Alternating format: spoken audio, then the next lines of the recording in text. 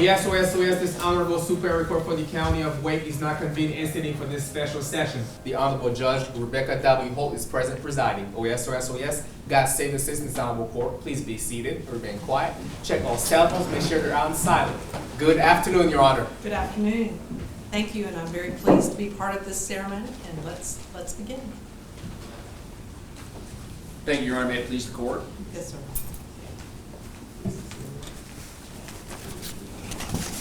Good afternoon. My name is James Hash, and I have the privilege this year of serving as president of the 10th Judicial District Bar. And with that comes the special privilege of welcoming you here to our memorial service this afternoon. To the families of those who are honoring today, thank you so much for allowing us to honor your loved one, and thank you for sharing your loved one with our profession.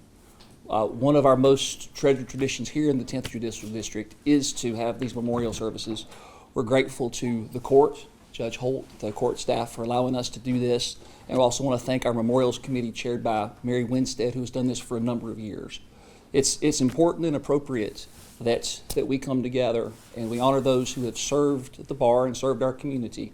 As we strongly believe that here in Wake County we have one of the best bars in the entire nation. And again, that's a testament to those who have helped, those who have provided that foundation upon which we're able to build. So thank you, and turn the program over to Ms. Winstead. May it please the court. Yes, ma'am. Thank you, James. Good afternoon. I am Mary Winstead, Chair of the 10th Judicial District Wake County Bar Association Memorials Committee. I'm honored to serve as the chair of the committee that plans and hosts these sessions. On behalf of the members of the committee, I also want to welcome everyone to this special memorial session of court. The 5 distinguished lawyers we honor today have been remembered in other ways and at other times in other services. But this memorial session of court is different because it allows our bar to celebrate the lives of our members with you, their families, their friends, and their colleagues. It is also fitting that this particular service falls during the season of gratitude as we express our gratefulness for your loved one's contribution to the profession and the community. It is appropriate that we gather in this space to remember your family members and honor our deceased former colleagues and pay them homage. After all, your loved ones, some of them probably spent as much time in these courtrooms as with their families, and so it's fitting that we pay them tribute in this special session of court. These memorial sessions always reveal so much about the amazing lawyers of our local bar. I've often mused that attendance at these sessions should be mandatory continuing legal education for new lawyers, because inevitably we hear recounted ways the older lawyers of our bar embodied professionalism, perhaps in ways that have been lost over time. Hopefully, this memorial session will be a welcomed opportunity for reflection and remembrance, as well as a time to share a laugh or two. Today, we collectively pause from the business of meting out justice in these courtrooms and all that comes with that to honor 5 attorneys who are no longer with us, but each of whom has left a legacy that we want to honor.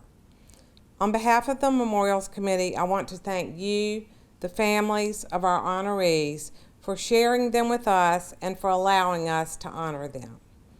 Our first honoree is Angela Lynn Dement, and she will be remembered by Russell W. Dement III.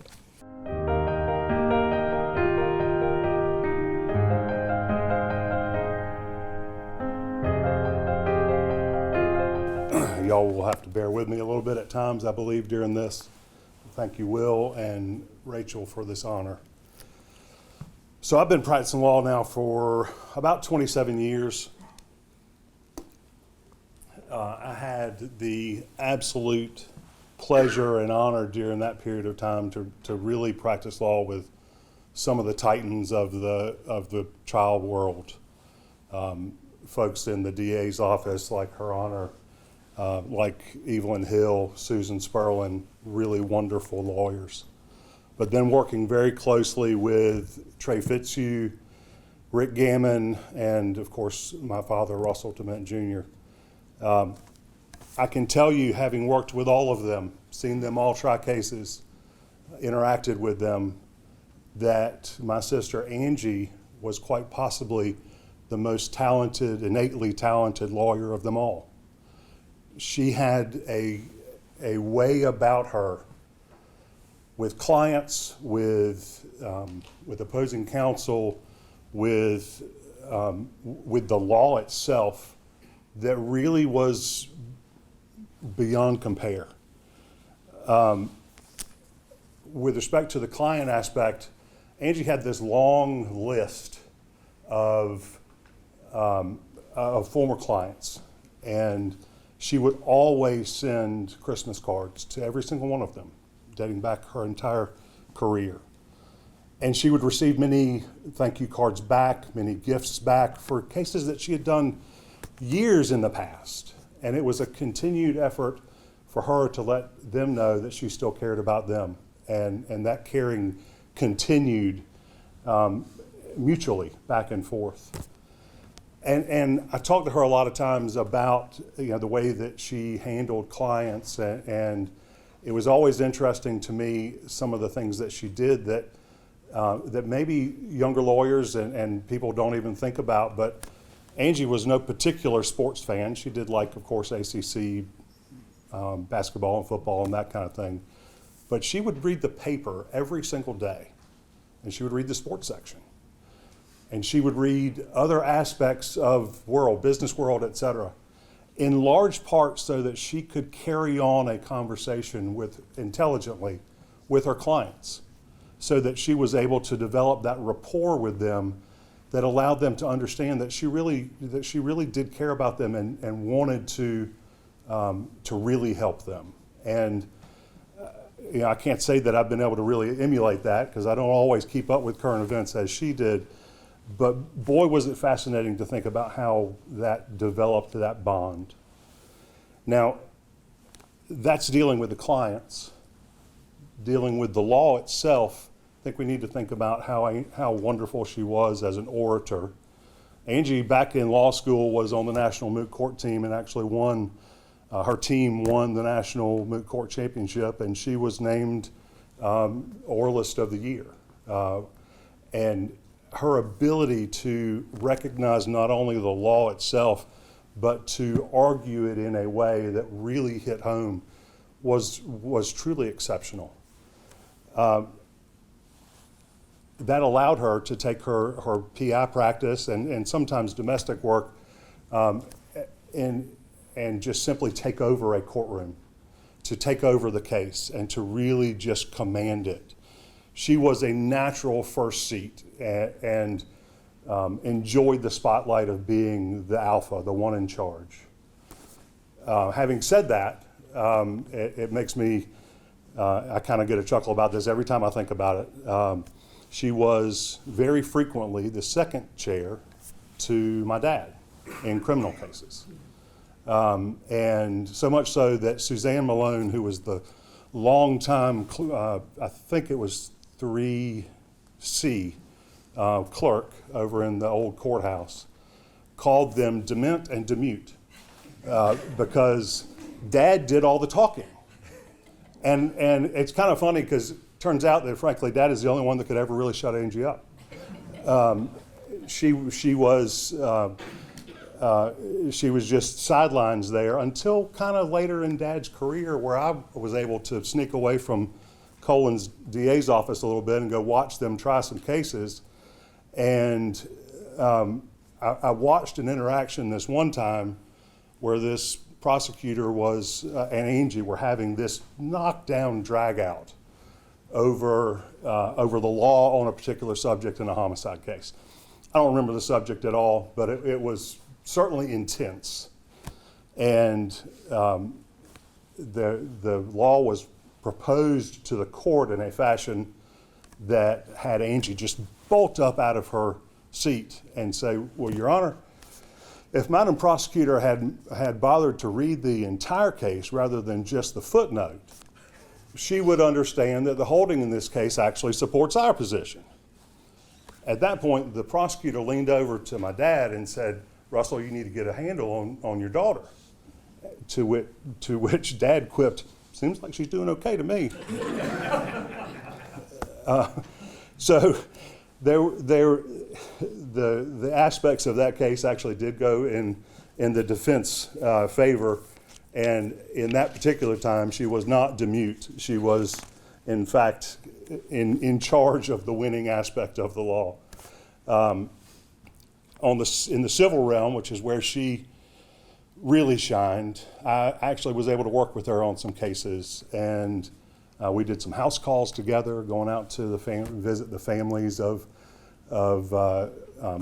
injured people, families of deceased folks, and see how she was able to interact with them and really do so in a caring manner that allowed us, of course, to get hired. I mean, that was the point of the house call, but to really offer that ability for them to understand we were going to look after them.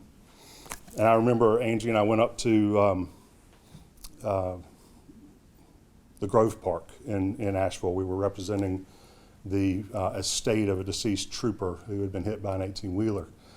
And watching her work that mediation was amazing, because not only do we have opposing counsel, we had a mediator who was used to doing things his own way, or maybe wasn't that experienced, but he came in and basically put a number on the case from the outset. And in my experience, mediators don't put numbers on cases. They're not supposed to. They're supposed to kind of let things go the way the negotiation goes. And then, so for the next day, Angie and I mostly Angie, were battling not only the opposing counsel, but the mediator himself. And it ended up with us getting about 6.5 times the proposed number that the mediator put on it. She wiped the floor with all of them, including the mediator. She didn't back down there. She never really backed down to anything. Not that prosecutor, not the mediator, not the opposing counsel. There was one deposition, and this is maybe something I shouldn't say on the record, Your Honor, but there was a deposition in which there was a opposing counsel who really didn't have a great reputation and was a bit difficult to deal with. And Angie said, "You really are a witch with a capital B." and we laughed about that forever, because she shouldn't have said it, and probably her inability to back down got the better of her in that regard on that particular day. As a sister, Angie and I were oil and water at times. We had some of the most colossal fights you could ever possibly imagine. But at the end of it all, we both very much so cared for each other. Angie was the type of person that if you needed something, all you had to do was pick up the phone. And I've done it. "Angie, I need your help." And boom, she was there, without regard to really anything. So,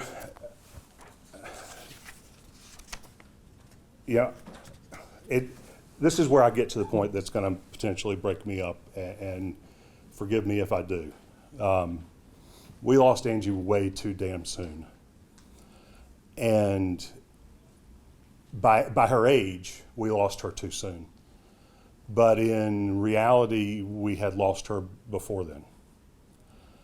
The practice of law, especially trial law, is so fraught with stress and anxiety. The intensity that you have to have as a trial lawyer to get in there and to mix it up sometimes can't help itself but coming home. And it creates a circumstance where if there is an underlying mental health, or if there's an underlying substance, alcohol, whatever issue, it's gonna potentially get worse. And unfortunately, I hate doing this in her memorial, but I think it's so important for everyone to understand that if you need help, if anyone around you needs help, it's there, and sometimes help's the only way. And I'm mad at her, honestly, at times, for not accepting that. But I sure do miss her. So that's all I can do. Sorry, I'm losing my ability to talk on it. Thank you all for listening to me, and thank you, Will and Rachel. Thank you.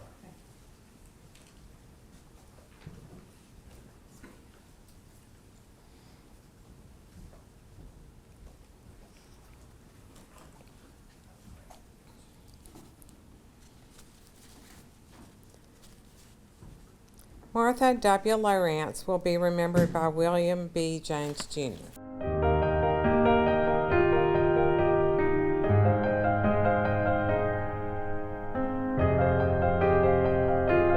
I'm happy to be here today to honor my friend Martha Ray Lowrance. Martha was a dedicated public servant and lawyer. She was born in a small farm near Rocky Mount in the Pine Tops community. Her mother and her aunt instilled in Martha a strong sense of public service. She went to the University of North Carolina at Greensboro upon completion of high school, where she obtained a bachelor's degree in history and then a master's degree in counseling and student personnel services. From her teenage years, Martha developed a passion, and I underline that extremely, and commitment to the North Carolina Democratic Party. Martha came to Raleigh to serve in the first two Hunt administrations as a legislative assistant and assistant to executive assistant Joe Pell. Martha's engaging personality and hard work made her an effective legislative assistant. She was well known in the halls of the General Assembly. During this time, Martha worked with Betty McCain concerning many legislative issues. In 1980, Martha began her legal studies at the Campbell University Law School. Upon completing it and passing the bar exam, Martha became the first executive director of the IALTA program for the North Carolina State Bar. Together with excellent staff and boards of directors, Martha established the IALTA program, which helped many charitable and nonprofit organizations. Martha was committed to helping anyone in need and pursued this in her passion through leadership in the grant processes with IALTA. During the 1990s, Martha became a deputy commissioner at the North Carolina Industrial Commission. She worked initially on telephonic hearings and then in the regular hearing process. Martha loved young people, and when the opportunity came to join the Youth Advocacy and Involvement Commission, she took that opportunity and enjoyed some of her most meaningful work advocating for children and assisting young people who had become involved in state government. A great lover of music, Martha was a faithful member of Hayes Barton Methodist Church Chancel Choir. She was an active member of the United Methodist Women, the Grief Ministry Team, and the Covenant Group. As mentioned previously, Martha was a North Carolina Democrat. She strongly supported the efforts to enact the Equal Rights Amendment and worked on many Democratic campaigns. Through her work with the state bar, Martha was also a good counselor to young lawyers and law graduates seeking admission to the bar. Martha was truly an individual who never forgot where she came from. She maintained close and valued relationships in Nash and Edgecombe counties. Through her educational pursuits and her excellent public service, Martha rendered meaningful service that touched many lives of North Carolinians. Martha died on December 26, 2023, and North Carolina is better for Martha's service. Thank you. Thank you.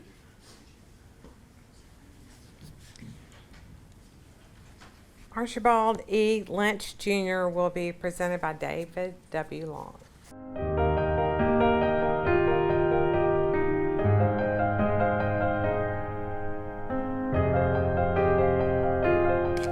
Folks, I've got the pleasure today to talk about somebody that is very different from me.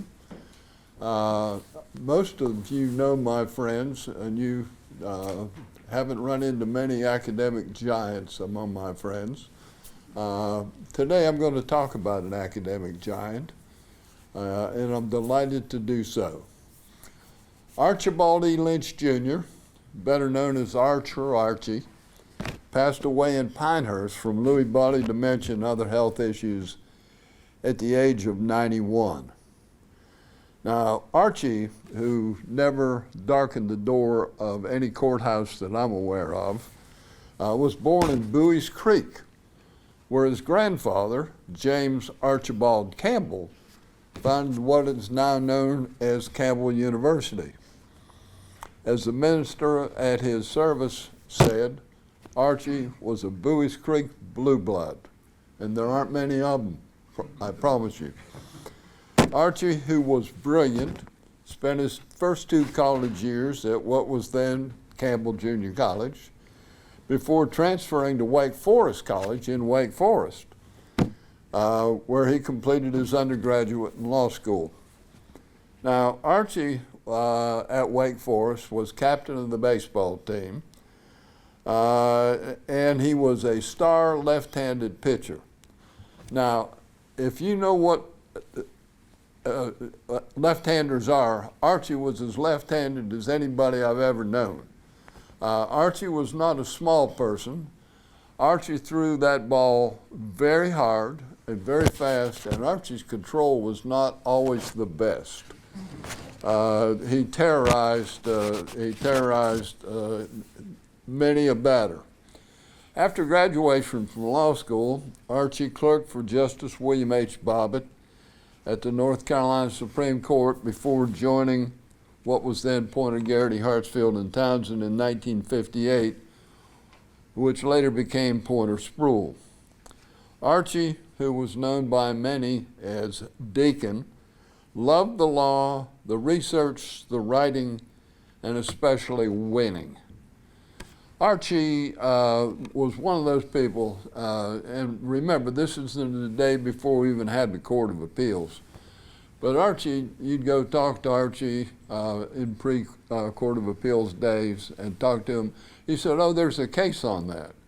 And Archie would walk over to the books, and he pulled down the book and turned to the page, you know, without ever looking up to see where it was. His mind was just surrounded all of that. He was a brilliant and sometimes a little absent-minded genius whose practice concentrated in special securities involving various financial institutions, including the original BB&T, which was headquartered in Wilson, Cameron Brown and Cameron Brown Investment Group, and First Federal Savings and Loan in Raleigh, which sat right here where this building sits. The First Federal was a mutual savings and loan, which Archie took public. Now, without benefit of computers, and remember, we didn't have anything even remotely close. Hell, we didn't even have fax machines back then. But anyway, he was a master of cutting and pasting as he prepared securities filings, often changing his mind dozens of times while pulling one all-nighter after another as he strove for perfection in the race to the filing deadline. I'm telling you now, Archie'd go 2 or 3 days in a row without even going to bed. Sometimes he didn't even smell very good, you know, without going home to take a shower. He was a truly unique soul. He loved sports, he loved art, he loved architecture, and he loved fancy sports cars.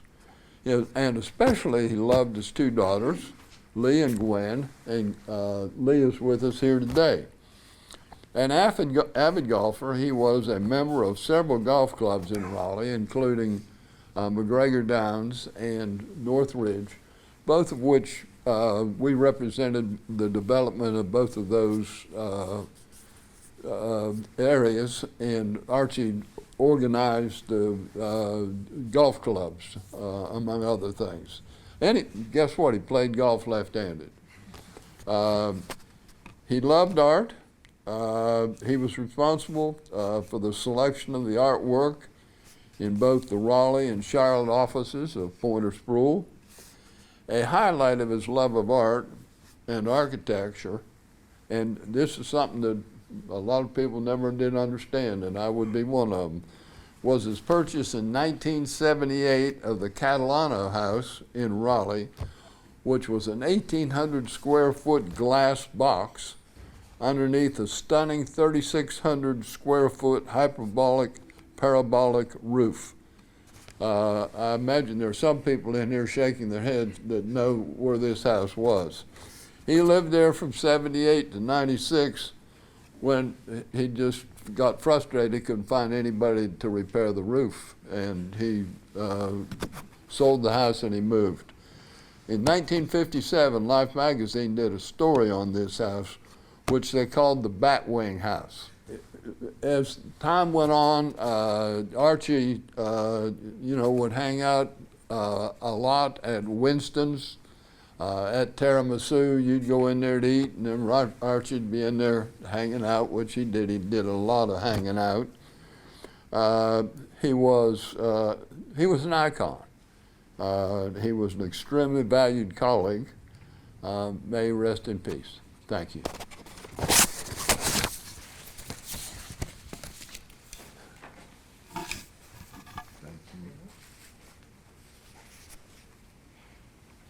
John A. Michaels will be remembered by Sanford W. Thompson IV.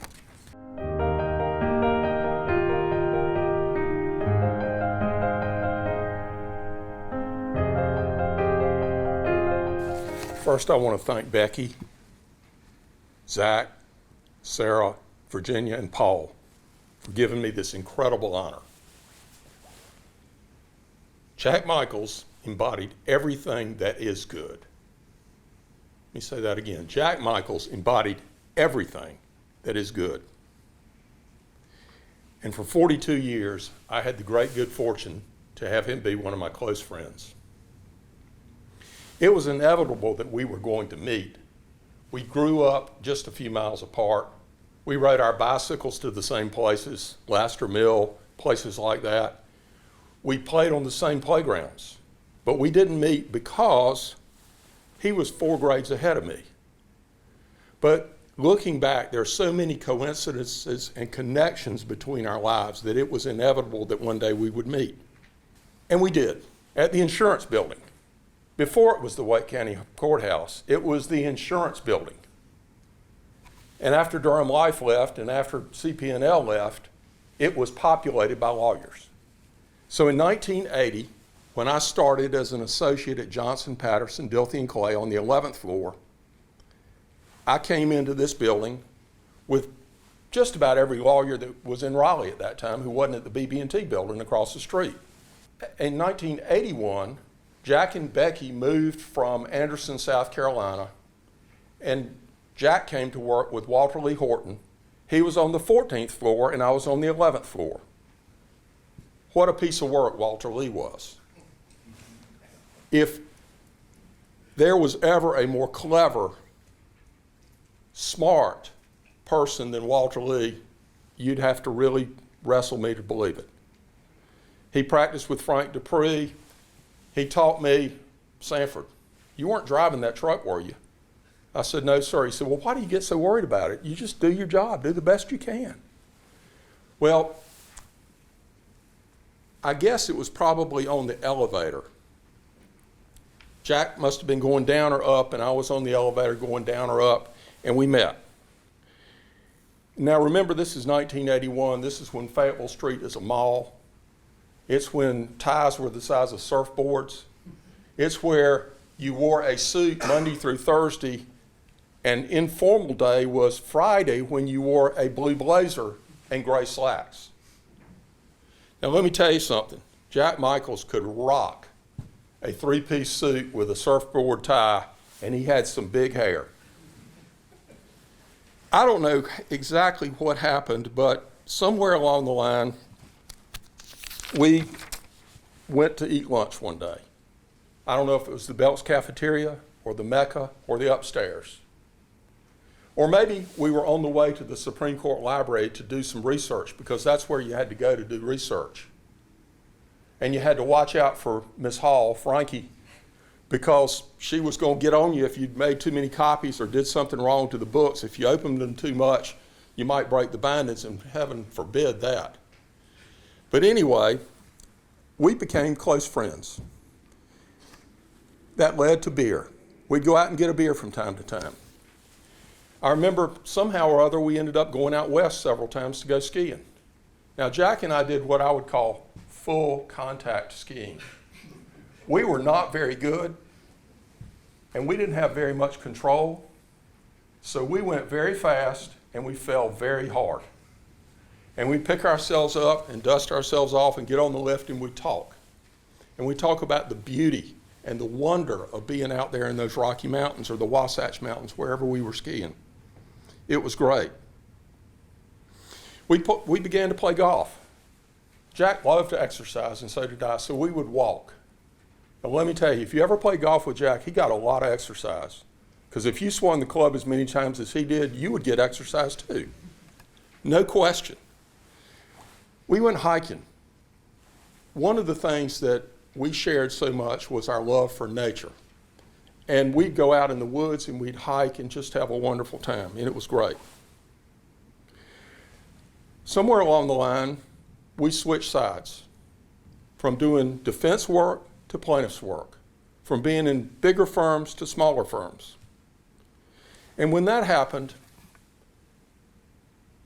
those of you know, despite privilege and ethics and all that, you have to find a couple of confidants you can talk about your cases with.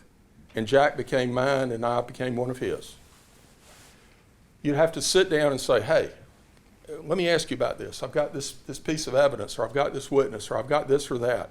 And we would talk. And you had to have somebody you could trust, somebody who was graveyard, who was not going to pass it along. And you had to have somebody that you respected, who knew what they were doing. And boy, he knew what he was doing. Well, those talks went from the law to talking about life. And then in 2016, things really changed between me and Jack. I had gotten a call about a truck case that happened in South Carolina, and I knew Jack still had his South Carolina license. And lo and behold, the insurance carrier and the trucking company were not going to talk. So I had to find a South Carolina lawyer to help me file a lawsuit. So we filed a lawsuit in Richland County, which is Columbia.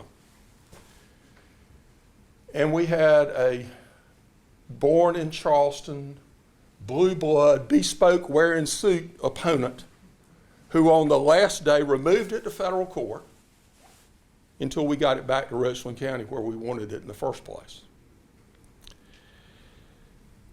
And so we would go back and forth to Columbia. Now, Columbia was special. I don't know how many of you have ever been to Columbia, South Carolina on purpose. But let me tell you, when you leave Raleigh, you go I-40, you go 95, and you go I-20. And it's the most boring 3.5 to 4 hour drive in America. But those were precious times because we got to visit and talk more and more about more and more things. And I knew that Jack had gone to the law school at South Carolina, and I learned more about those special years when he went down there. In order to get in-state tuition, he and Becky moved down there, and he worked for a year so he could get in-state tuition, and then he went to law school at the University of South Carolina. They were newlyweds down there. He developed some friendships that lasted the rest of his life. I think it was an intramural basketball team called the Zonkers. And I don't know how good they were, but they had the good sense to recruit a law student who had been on the varsity basketball team at USC. So when he would show up, they would wear out the other team. But if he didn't show up, it was a different story. But they continued their friendship. They would go on trips, and it was a special, special thing. Well, when we went down there, and golly, we went down there a lot, we always stayed at the Holiday Inn Express. And that was about 3 blocks from the Riverwalk in Columbia. And after whatever we were doing, a long day down there, This is during Discovery and all. We probably went down there 10 times. We would go down to the river and we'd walk along the river walk. Now, anybody that ever knew Jack Michaels, if you mentioned rivers or water, you better sit back, because that guy, so he would explain how the Broad and the Saluda came together to form the Congaree. And we would walk for miles up and back. And one day we were walking back late in the afternoon, and this was on the Congaree section where it's very broad and it's shallow and there are lots of rocks out there. And he grabbed me and he said, "Look at that." And I looked out, and there were, no kidding, 50 blue heron. Every place there was a rock, there was a blue heron standing in the water fishing. The sun was perfect. Unbelievable. We talked about that so many times. He said, "You know, that blue heron day, that was something else." Well, during that time, I learned about how he met Becky. He was a student at State, she was at Meredith. I think she was supposed to be like chaperoning some younger girls. Jack had his eye on some girl. He went to the beach, and they bumped into each other, and they started talking, and that was it. It was true love. Back when the News and Observer was a newspaper, and they made their money from advertisements, they had something every spring called the Spring Bride. And it would be a Sunday section, and they sold tons of advertisements. It'd be 50 pages long with pictures. And Becky was the Spring Bride, and Jack was there. So if you look through, you see Becky Hooper and Jack Michaels looking at cookware at Belk's, and so on and so forth. But it was something. We talked about their children. We talked about a lot of things. We argued about things. Jack was an advocate, and I might have been too.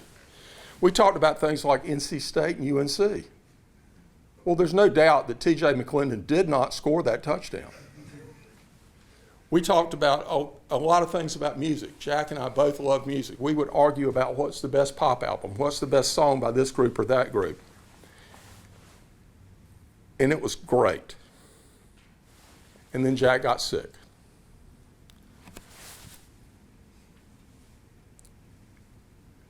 And during the next 5 years, he lived with cancer. He made time for his friends. He made time for everybody. He went to Bald Head Island. He went to the mountains. Let me tell you something. Jack Michaels did not worship money. He would never tell anybody else, but I know he cut fees on his cases if his clients needed the money more than he did. He did the right thing. September 23rd, 2023 was Jack's funeral. And if you grow up in a town like Raleigh, like I did and like Jack did, you go to a lot of funerals. And that's the best one I ever went to. And I know it's September 23rd because that's my birthday. I celebrated my birthday, and it was great. And then we went to his house, and there was a wake. And it was so meaningful. The house was packed. There were so many great stories because Jack Michaels touched so many people. Honor, integrity, service, loyalty, handshake, all at nature. Jack Michaels embodied everything that is good. There is no question. By the way, he was a fantastic lawyer too, but he was a much better person. We miss him so badly.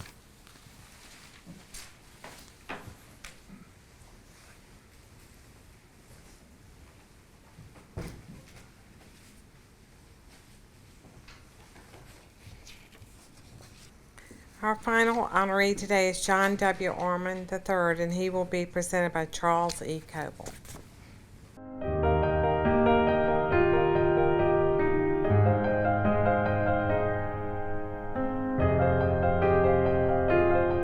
It's a real honor to be here this afternoon and say a few words about my partner, friend, and frequent neighbor on the floors at Brooks Pierce's Raleigh office, John Ormand. And I was thinking, sort of smiling to myself, that it really wouldn't be worthy of remembering John if I didn't have a detailed outline with me. But then as I thought more about it, to really be worthy of John, as Pat Douglas and Will and Rachel know, I would have needed to have wheeled in a cart with at least 2 boxes with 10 notebooks and sticky notes sprayed out all in all directions, because that was really how John thrived, was in the details like that. John spent his whole legal career at Brooks Pierce. He joined in 1987 and was with us all the way until his passing in 2023. John's roots were at the coast of North Carolina. He was from Wilmington, and he really developed a lifelong love of the water and the outdoors there that really marked a through line in his whole life. I had so many times over the years of poking my head in his office and appreciating his pictures that he took while scuba diving, or hearing his stories about it. Even in his last months, he went with Will on dives and off the coast of Florida that I know he cherished, because he told me about how much being able to do that meant to him. He also was an avid cyclist. If you really wanted a dissertation, go into John's office and ask, what sort of bike should I get? I'm thinking about getting a bike. Or I'm getting more into track and fitness. What sort of device should I use to track my progress and my fitness? He really, in fact, he was such an avid cyclist that on the rare occasions that my wife and I would be out on the Greenway, a couple of times we would run into John, and here he would come.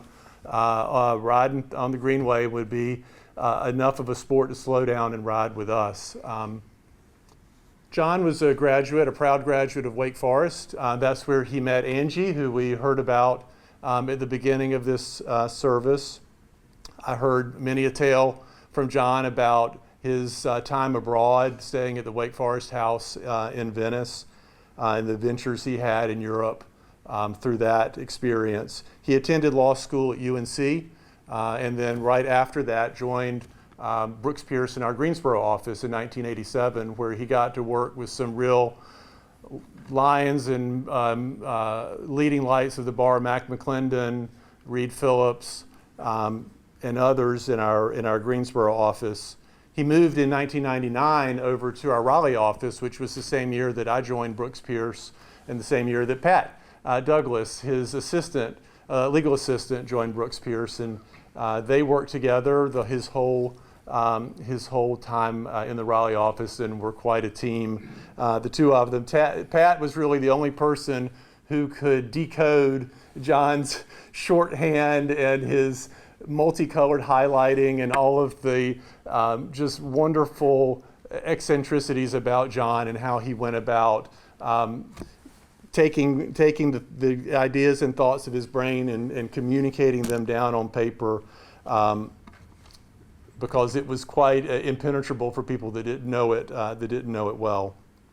So I can speak best to that part of John's life, his life as a lawyer at Brooks Pierce. He was one of the first attorneys that I worked with on any matter when I joined the firm in 1999. It was a rail crossing case that involved Norfolk Southern, a longtime client of the firm's, and a complicated, nuanced case that had all these complications and experts about signalization and how those things worked. And John just, lived in those complexities of cases. I really quite quickly discerned and observed the talents that made him such a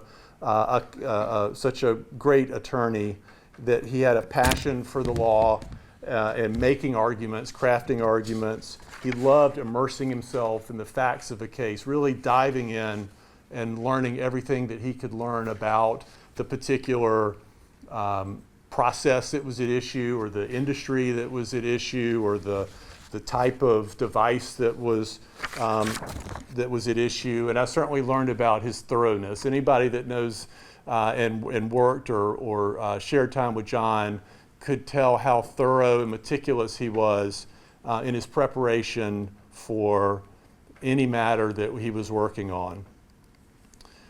He really was at his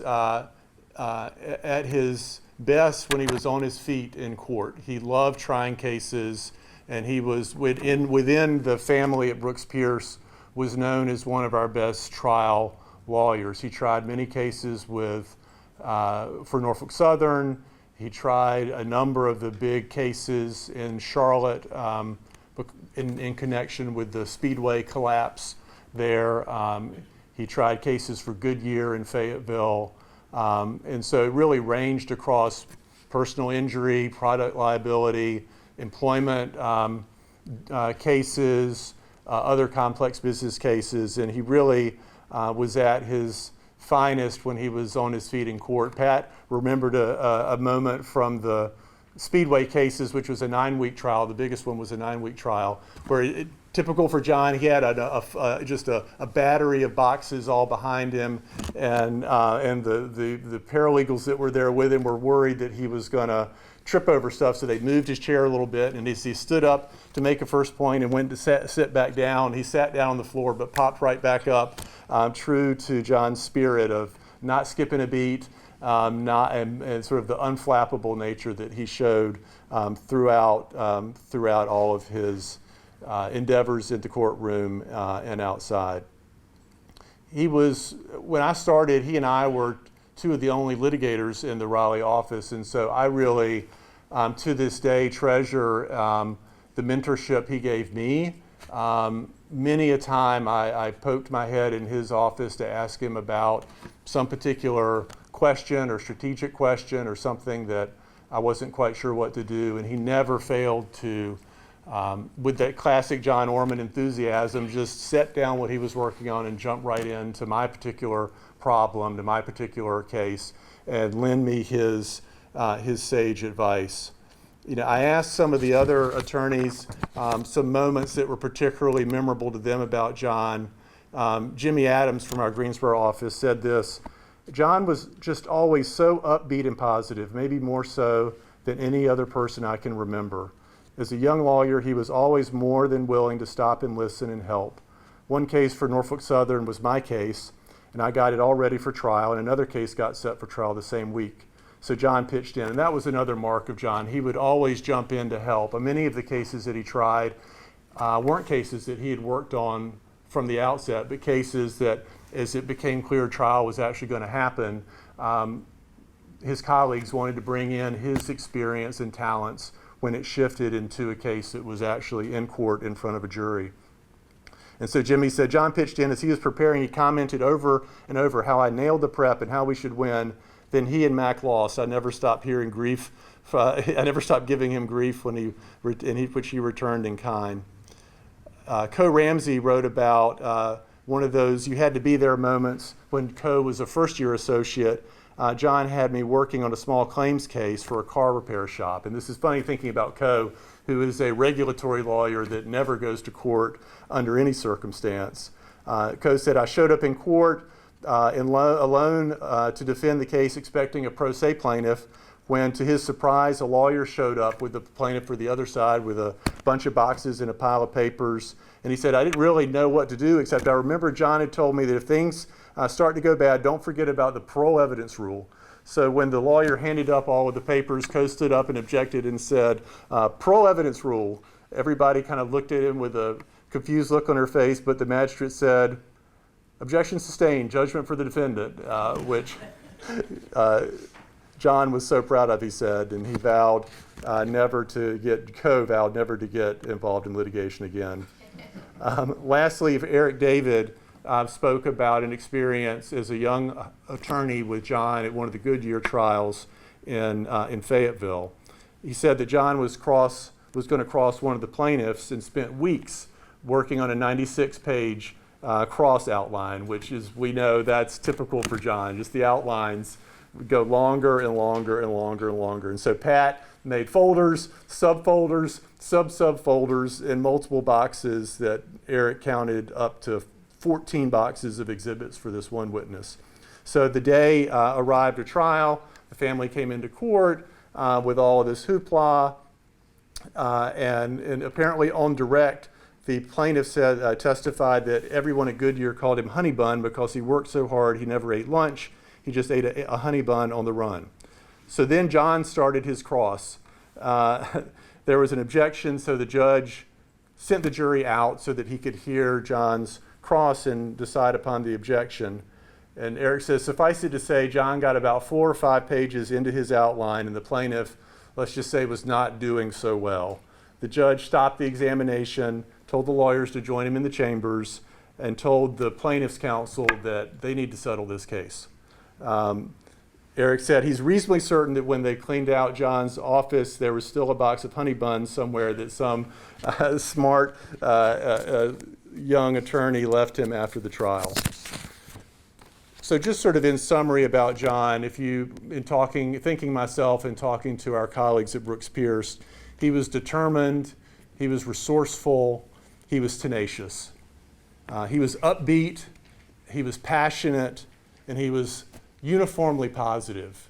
Those 6 traits marked every case that I ever saw John work on, and it marked to a T how he battled cancer.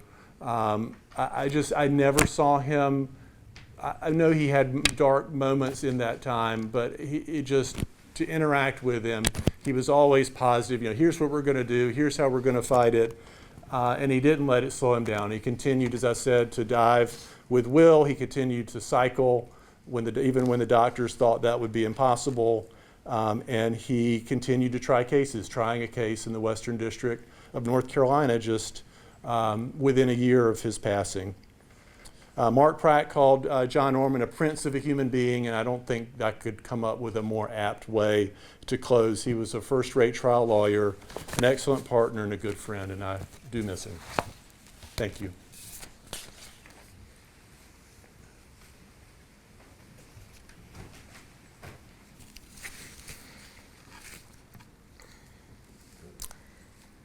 That completes our program. We were certainly treated today to some wonderful, heartfelt tributes, and we thank all our speakers, and again, thank you to the families of our honorees for letting us recognize them and remember them today. I want to thank our esteemed Judge Holt, for taking her time to preside over this special session. I want to thank the clerk and the bailiffs and the staff of the Wake County Bar Association and the 10th, and James, thank you as well. As I think I said in the beginning, I don't think I did, but this has been videoed and it'll be on YouTube for posterity, so you can go back and watch it sometime later. And again, thank you all.